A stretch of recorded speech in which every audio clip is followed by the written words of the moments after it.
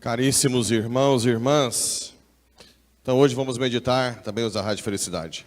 Essas leituras muito boas que nós temos aqui, a primeira é do rei Salomão, que diante de Deus, ao invés de pedir dinheiro e poder, pediu o quê? Sabedoria. Talvez sabedoria é uma das coisas, fora a fé, tem que pedir a fé, né? Mas a sabedoria é uma das coisas que a gente mais tem que pedir, porque é a sabedoria que faz a gente discernir o bem e o mal. E também você começa a ter sabor nas coisas de Deus. Tem alguns padres espirituais que dizem que a sabedoria é aquela que dá gosto às coisas de Deus.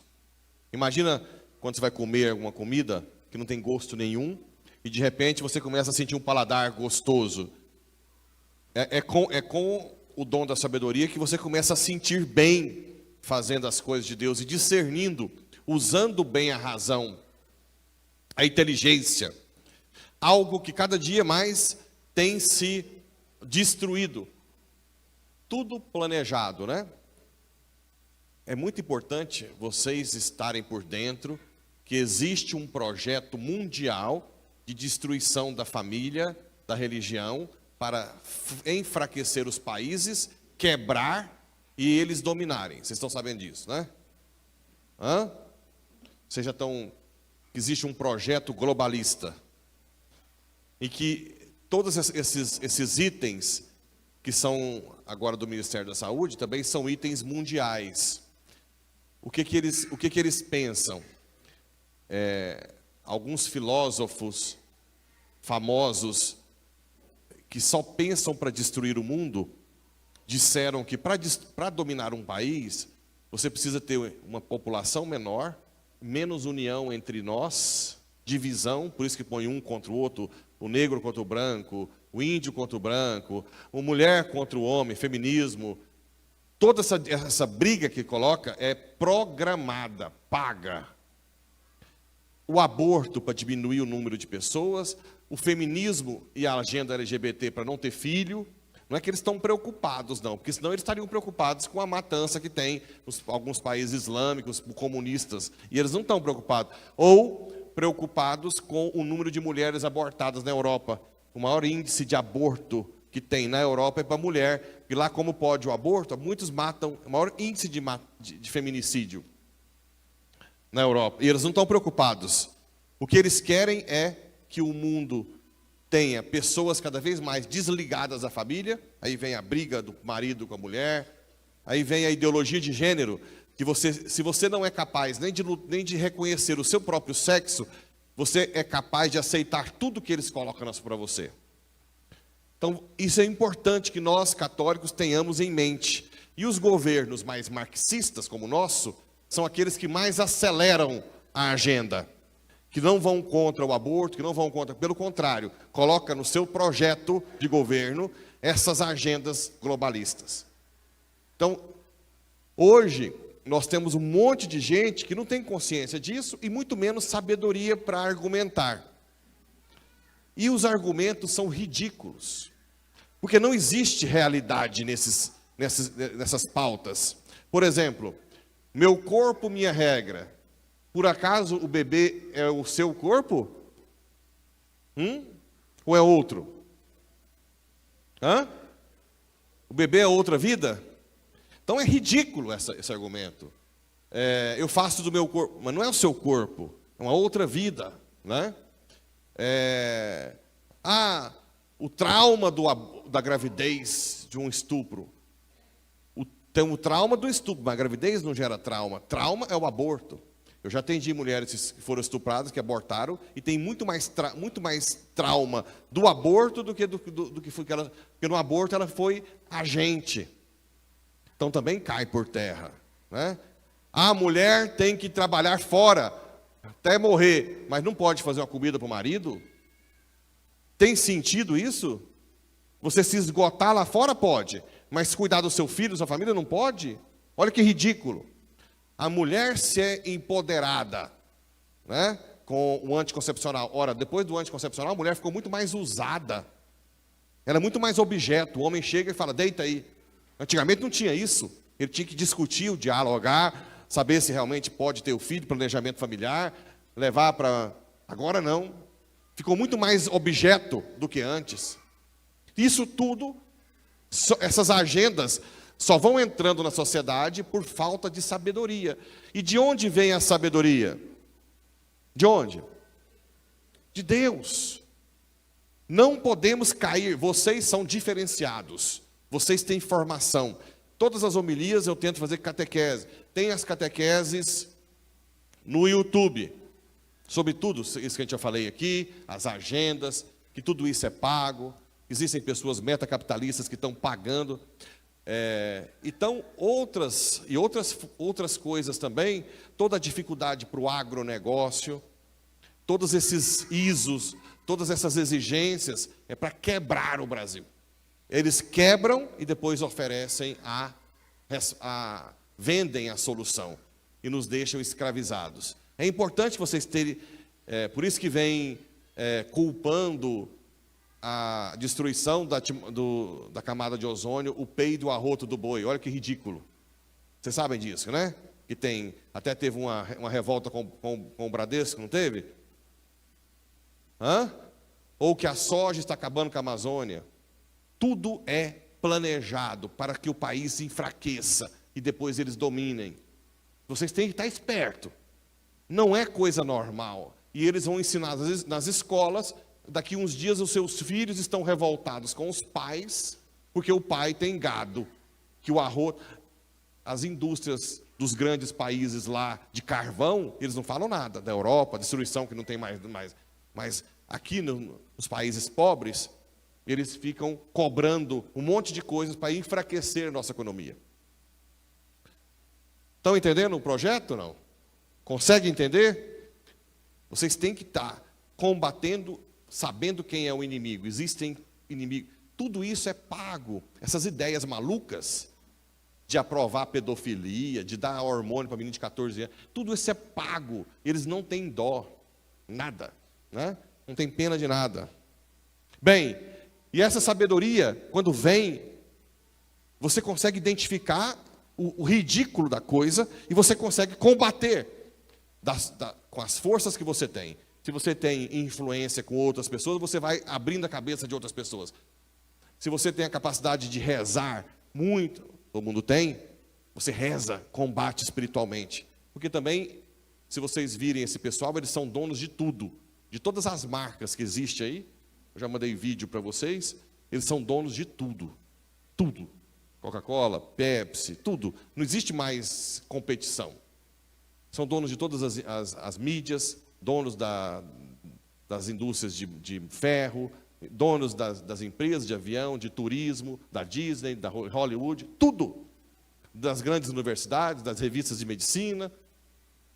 Eles são donos de tudo. Tudo. Então é importante que vocês tenham sabedoria daqui para frente. Identificar que aquilo que está colocando o seu filho na escola, que agora vai voltar a educação sexual, que seria a sexualização precoce das crianças. Por quê? Porque uma das coisas, eu vou adiantar para vocês, uma das coisas que eles querem usar para aprovar o aborto na sociedade é engravidando criancinhas e criar uma certa dó da gravidez da criança. Entende? A criança sexualiza mais cedo, engravida, e é muito mais fácil para a sociedade aceitar abortar, como aconteceu com aquela criança aqui no Brasil. Tudo planejado, tudo calculado, maquiavelicamente. Tudo. Vocês não podem ficar dormindo no ponto. Tem que entender esse projeto destrutivo da sociedade, né? Bem, com a sabedoria, você vai escolher as coisas de Deus. E aí você vai começar a identificar o reino de Deus no meio de tanta lama. Onde está o reino de Deus? Nas pequenas coisas. Vocês não podem, agora, o que vocês podem fazer para combater esse grande mal? Valorizar as coisas mais valiosas para Deus. O que são as coisas mais valiosas para Deus? O quê? Que você tem controle, que ainda esses benditos, para não falar outro nome, ainda não conseguem entrar na sua vida na igreja e na sua vida na sua família. Então é a hora de vocês gastarem o tempo na adoração, no rosário, nas missas, e gastar o tempo com a esposa, com o marido, com os filhos, ensinar em casa, ensinar a fé, a doutrina, ensinar a ser puro, a entender que a pureza do corpo é que nos faz feliz, a castidade, não ficar se entregando, mostrar que isso não faz infeliz, que a felicidade é um dom de Deus, que Deus faz feliz quem se preserva, né? Deus faz feliz quem se preserva. Outro dia eu atendi um jovem com 27 anos, né? E chegou cabisbaixo, tudo baixo. E eu disse, você é solteiro? Ele disse, não, sou encalhado. Eu disse, não, você não é encalhado. Você é virgem? Você é um tesouro da igreja. Eu estou a seu serviço. Um jovem com 27 anos, virgem. Para mim, eu sou o seu escravo. O que você pedir de mim, a hora que você quiser, a igreja está a seu serviço. Porque você é um tesouro. Você se conteve. Você valorizou o que Deus te deu. E depois de uma oração, eu falei, eu quero que você sinta o amor de Deus. Uma coisa que ele disse, o Senhor tirou um peso das minhas costas. Porque a sociedade doente que esse povo está pagando para destruir, para achar que ter filho é um absurdo, é quase que uma doença, de achar que tem que fazer sexo, ter sexo logo, tem que estar namorando. Você que não tem namorada com 20 e tantos anos, 30 anos, você não tem que casar não, você não é obrigado, não. O catecismo diz que algumas pessoas não casam para cuidar dos pais ou para ajudar na igreja. Não se preocupe, mesmo que você não vire freira nem padre. Ninguém é obrigado a casar. Você que quer ter mais filhos, tenha mais filhos. Você que está fazendo o seu planejamento familiar e acha que não consegue ter filho agora, reza. Então faça o espaçamento de Billing, só não usa método conceptivo, muito menos DIU, né? Mas use a sua graça, a sua sabedoria para a sua família, ensina seu filho, gasta seu tempo com a esposa e o esposo para rezar juntos, para amar, para passear um pouco, né? Aproveita que Porá não gasta tanto, faz um trem, vocês podem fazer um jantar romântico comendo espetinho, porque aqui em Porá ainda vale. Se fosse lá em Goiânia ia ficar bravo, aqui está valendo, né? Leva uma vela, daquelas velas normal, põe lá, pega o espetinho de um lado para o outro, e vai comendo o espetinho e dialogando, olhando nos olhos, né? Saia com seu filho, ensine seu filho a rezar, mostre para ele os valores, mostre que você também falha. É a hora, essa é a sabedoria, essa é a sabedoria. É assim que a gente descobre o reino dos céus.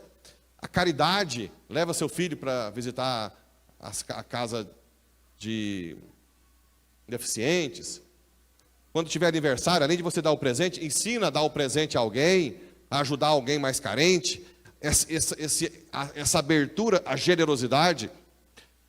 As crianças, quando vocês forem rezar o texto, põem junto, mesmo que não vai rezar, vai dormir. Reza junto, para aprender a ter essa piedade, né? É isso que nós podemos fazer para combater esses grandões. Quem é fiel, porque nós estamos nos apoiando no Senhor do Universo. Esses grandões vão cair. Vão cair. O tempo deles está esgodando.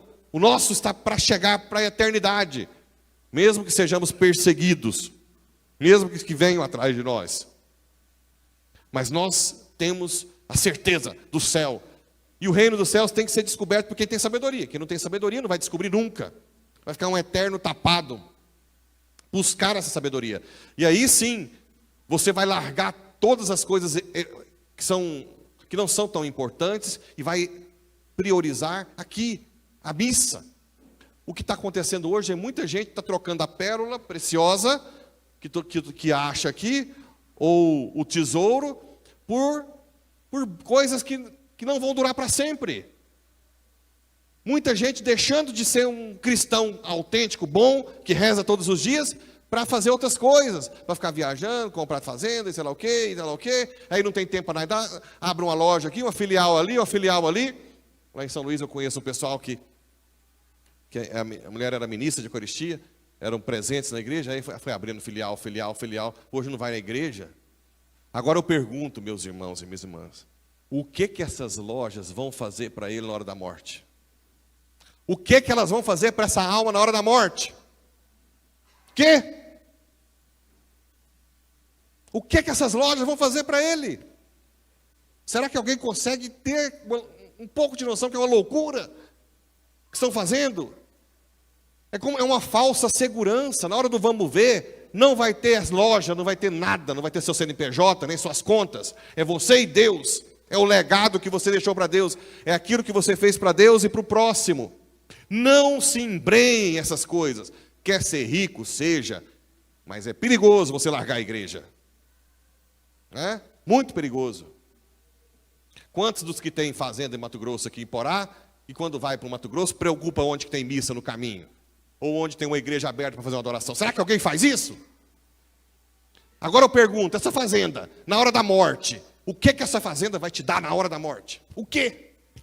Na hora do desespero, na hora que você vê que você não tem mais nada que fazer para Deus. Dizia Santo Afonso Maria de Ligório, um livrão que eu ganhei ali de meditação. Ele dizia, uma meditação sobre o tempo. E dizia que no juízo particular de cada um, as almas vão gritar de desespero, querendo 1 minuto a mais para se confessar. 1 minuto para fazer uma adoração. 1 minuto para participar de uma missa. E não vão ter nunca mais na vida. Não vão ter 1 minuto mais que elas gritarem. O que adianta? Meu Deus do céu, a gente grita. Essas pessoas morrem, você vê elas degrinhando lá, não importa o que tem na conta do banco, não importa, mas vem um monte de gente querendo a mesma coisa. Tudo bem, quer ter rico? Seja, mas agora é mais perigoso, né? Será que você vai para as suas fazendas preocupado com a missa? Será que você vai preocupado com a adoração de Jesus? Com os rosários? Ou será que vai ser embrenhado cada vez mais nessa máquina destruidora de alma? Que na hora da morte não vai te ajudar nem um pouquinho, nadinha. Nem nada. E mais que isso, o que um cristão que realmente tem sabedoria e prioriza as coisas de Deus tem? Essa carta aos Romanos aqui. Irmãos, sabemos que tudo contribui para o bem daqueles que amam a Deus, daqueles que são chamados para a salvação, de acordo com o projeto de Deus. Pois aqueles que... Então, tudo contribui para o bem dos que amam a Deus. Tudo. Mesmo o mal, Deus tira um bem. Porque você ama... Agora, dos que amam a Deus. E aqueles que não amam? O mal prevalece. Deus não tira um bem. Então, nós precisamos tomar uma decisão hoje. Nós estamos sendo bombardeados por gente grande lá de cima. E as armas que nós temos são as orações, as penitências, o jejum, as missas, os sacramentos, né? Confissão e assim por diante. E vocês têm o amor à família, ao próximo, à caridade, a ajudar na igreja. Já tem muita gente que está empenhado. O dízimo vai ajudar muito vocês, viu? Na hora do juízo final. Porque o dízimo, pelo menos aqui, em outros lugares também, proporciona uma evangelização extraordinária da paróquia. Então aqueles que já são fiéis... Já é uma coisa, mas não basta isso. Você tem que ser fiel também na amizade com Deus, ser fiel no amor a Deus, na caridade ao próximo, né? No tempo que você gasta com a família. Não perca tempo fazendo coisas fúteis e deixando a sua família de lado. Gasta o tempo na sua família. Gasta o tempo aqui na igreja para ajudar as pessoas. Gasta seu tempo para quando você morrer, não ter esse desespero de pedir um minuto. Senhor, me dá 1 minuto. Eu fico pensando, já tem 5 anos que eu estou em Porá. Quantas e... Não é pretensão não. Não sou pretensioso. Mas eu imagino que já deve ter algumas almas que não concordavam com o Padre Pablo, que estão lá gritando, deixa eu voltar para falar para minha família. Deixa eu voltar, pelo amor de Deus, como fazia. Não deixa eles virem para cá. Porque eu, o tempo inteiro, falo coisas que não são da minha cabeça. É da igreja. Dói, mas aquele que abraça isso, fica liberto, se sente livre, se sente feliz, se sente de Deus. Quantos testemunhos eu recebo? Quantos testemunhos? Um atrás do outro, do Brasil inteiro, né? Não é só daqui, do Brasil inteiro. Testemunhos fortíssimos de conversão. A verdade dói, mas liberta de vez. Então fica aí essa convocação, né? Amanhã tem o terço dos homens, vem os homens rezar o terço, reza em família, vem, põe o bendito nome da sua família no horário para fazer adoração. Na hora que você morrer lá, e ter lá aquele horário que você e sua família cumpriu de adoração diante de Jesus, imagina que graça que não vai ser. O dízimo, já para muitos, já já está sendo, mas seja fiel no dízimo. Já vai lá e fala, Senhor, isso aqui é seu para evangelização. Ajuda na caridade. Eu vou contar rapidinho. Não tem muito tempo não, mas como é que o reino dos céus está escondido? Naquele curso que eu fiz no Rio, eu descobri que no primeiro dia, segunda-feira, não tinha um curso. Aí eu arrumei um apartamentinho lá no Airbnb lá para ficar, perto da praia. Falei, vou ficar na praia caminhando, né? Caminhei o dia inteiro na praia e à noite eu fui jantar. Cansado. Terminei de jantar umas 10 horas da noite e voltei a pé. Aí tinha um monte de mendigo. Tinha um mendigo que aproximou de mim e com muito afeto, né? E elogiando, já fiquei esperto. Falei, tem coisa sobrenatural aí. Só que ele falou, estou com fome. E eu olhei assim, não tinha nada aberto, né? E eu com sono, falei, olha, como é que eu faço? Eu vou ter que dormir, não dá. Não, estou com fome. Falei, então vou na farmácia ali, depois. Aí eu fui para a farmácia, ele estava longe. Quando eu saí da farmácia, eu fui para outro lugar para ir embora. E ele foi atrás de mim na farmácia. As mulheres expulsou ele da farmácia, tudo, saiu brigando lá.